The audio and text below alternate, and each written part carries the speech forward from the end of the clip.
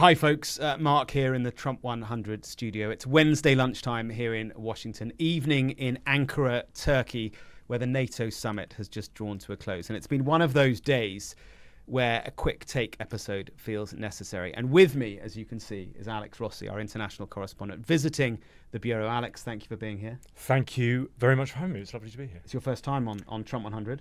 It is indeed. Excellent. Baptism of fire, Mark. Good news. Good news. Well, thanks for being here. So much seems to have happened in the last 12 hours or so on Iran, on NATO unity, and some curious business with Air Force One. So we're going to get into all that. But first, Alex, can I just get your impressions at the coalface of Trump world? Because, you usually absorb and observe Trump from afar. But you've watched every twist and turn kind of up close today, haven't you? Yeah, I feel, Mark, I'm going to have to check my neck. I've kind of got whiplash. It's just, it's kind of, you think you know what it is and then it's not. It's, the context of this, of course, is we've just listened to the last press conference, of which there have been quite a few today. Four with Donald Trump and various leaders, including Volodymyr Zelenskyy.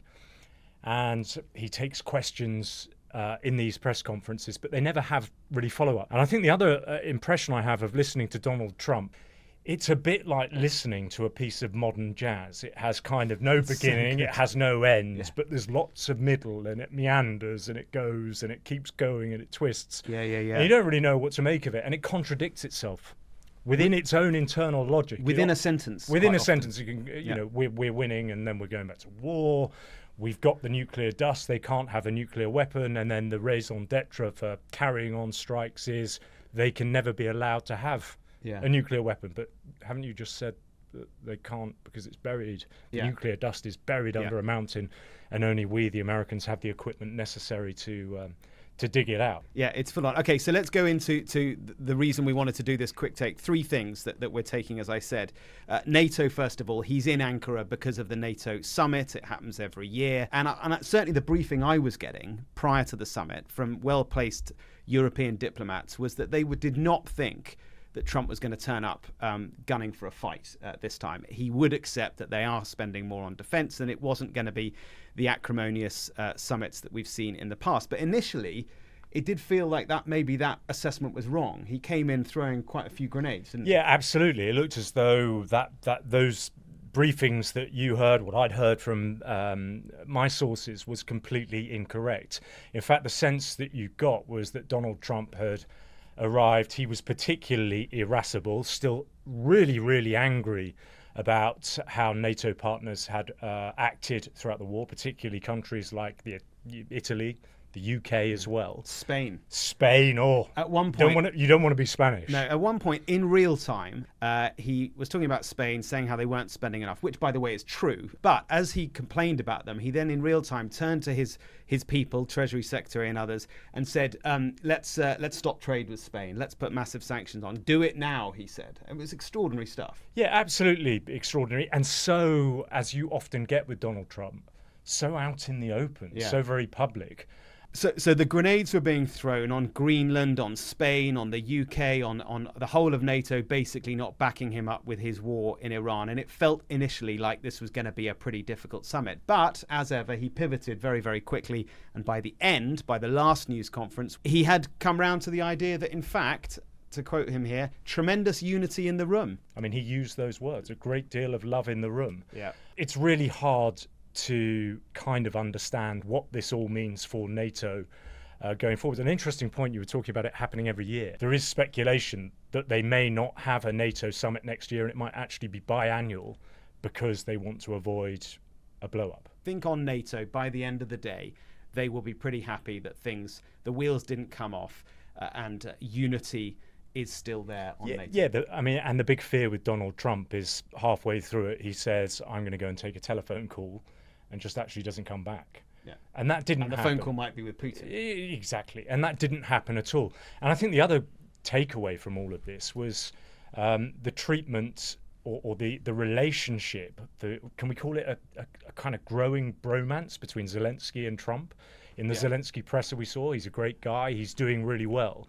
And even Donald Trump himself contrasted how the relationship has evolved to that really quite nasty blow up in the Oval Office. Yeah, Trump mentioned that. So I think that's the sort of the subtopic within NATO is that the narrative is that Ukraine's actually doing quite well in the war at the moment, not necessarily because they're making gains on the battlefield, but because the Russians and Putin is under a huge amount of pressure domestically. The Russian economy is under pressure. Ukraine's now attacking deep inside Russia. And Trump likes a winner, as he said to us a couple of weeks ago. And so he's back in Zelensky's camp. So that's positive. And there's something material there as well with the Patriot missiles that Donald Trump hasn't told any of the companies involved. I don't think he's got it signed off by anybody at a legal level, which perhaps shouldn't surprise us. Policy in real time. Policy in real time. But that is huge. Patriots being manufactured in Ukraine. So that's that. We've got to move on to the other two issues we want to discuss. The second is Iran, because obviously that was supposed to be a topic for NATO. It's not really a NATO war. It's not a NATO war at all. But clearly it is a challenge for NATO. And then overnight, Tuesday into Wednesday, the wheels came off, didn't they? Yeah, so this was, according to the Americans, retaliation for attacks on 3 ships in the Straits of Hormuz. And we saw Donald Trump absolutely unleash on the Iranians. You pointed out throughout the day that he was describing the Iranians as rational actors only a few weeks ago.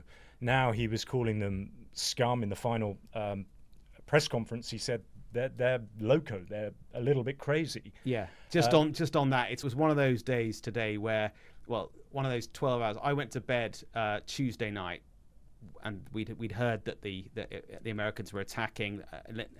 CENTCOM official had told me that this was not going to be proportional. It was going to be disproportional retaliation for what the Iranians are doing. I went to bed and woke up this morning and thought, I wonder what's happened now. And we then discovered that he was saying that the Iranian leaders were cuckoo, they're sick, they're dirty players, they're scum, they're evil people. He's talking about the same leaders who just 2 weeks ago he was saying were very rational people, nice to deal with, strong people, smart people, and not radicalized. I mean, for me, that is such a clear demonstration of a foreign policy, a strategy from President Trump that is all over the place. Do you think he's making it up on the spot? Absolutely. I think he has not got any clue of how to get out of this. I mean, there are so many people.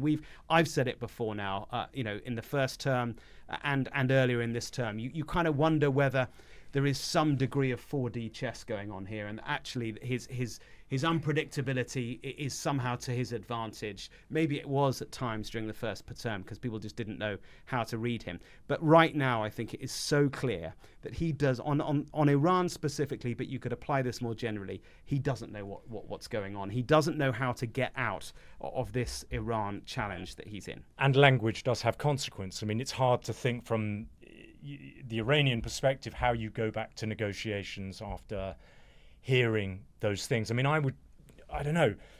Do you kind of liken Donald Trump to King Canute at this point? Mad King George. He says he's the sort of arch deal maker. He says he can, through force of will, stop this war whenever he wants, but it keeps flaring up. And it's almost actually he is coming up against the limits of his power and American power in terms of reversing the tide of history when it comes to this particular fight. Yeah, I think he chose to embark on this Iran war back in February. The military option initially was very successful. I think it ran its course as military. As a military. Yeah.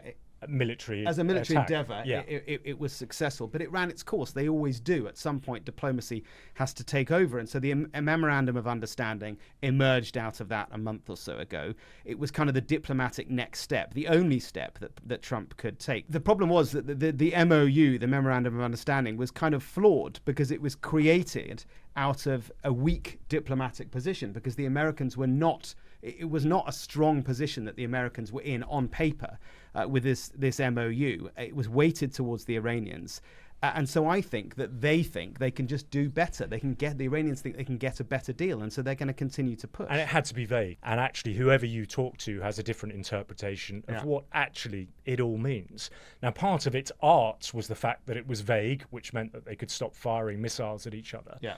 But then also its weakness, its fragility, the fact that it's probably now over if you take Trump at his word. Yeah. It is it is now over. It's flawed because of that. He was asked a very good question. Someone said to him, the memorandum of understanding appears to be finished. The ceasefire's over. So what happens next? And his response was, we're never going to see Iran have a nuclear weapon. That was his direct response to a question, to that question. Then he said, he sort of pivoted, I've been right about everything. Then he said oil prices are coming down. They're not, by the way. They've gone up since this tit for tat overnight Tuesday into Wednesday. And then he pivoted again and said, I don't think the Iran war will start again. So in one sense, he said the ceasefire's over. So therefore, the war is on again, is it? And then he said it's not on again. So very, very confused. It depends what you listen to. But I think probably the biggest tell there, and for domestic reasons and reasons it's hard to see how he can have military success, he will not want to go back to a full-scale bombing campaign. And I think that for various reasons. For various reasons. And I think that the tell there is that we will hit if we think you've hit, and then we'll try and go back to some kind of negotiation. Yeah, but as we've already talked about in the memorandum of understanding, there isn't really, it's shifting sands in terms of the foundations of where these negotiations are starting from. So for now, he hits back at Iran. He said he'll do it again for a second night. But what next? Oil prices clearly will continue to go up if he carries on with this, and indeed if the Iranians carry on blocking the Strait of Hormuz. So there will be an escalation in the conflict potentially. And then, of course, he's got the election as well. There were a few gaffes. He said at one stage, the Islamic Republic of Japan instead of the Islamic Republic of Iran. He called Zelenskyy Putin a couple of times. Remember when Biden did that, everyone was aghast that Biden could mix that up. Now Trump's doing it. And the JCPOA, the Obama-era deal, he called it the JCPOC. Let's talk about Air Force One. What's going on with that? So this is one of the more kind of interesting things on the sidelines of this summit.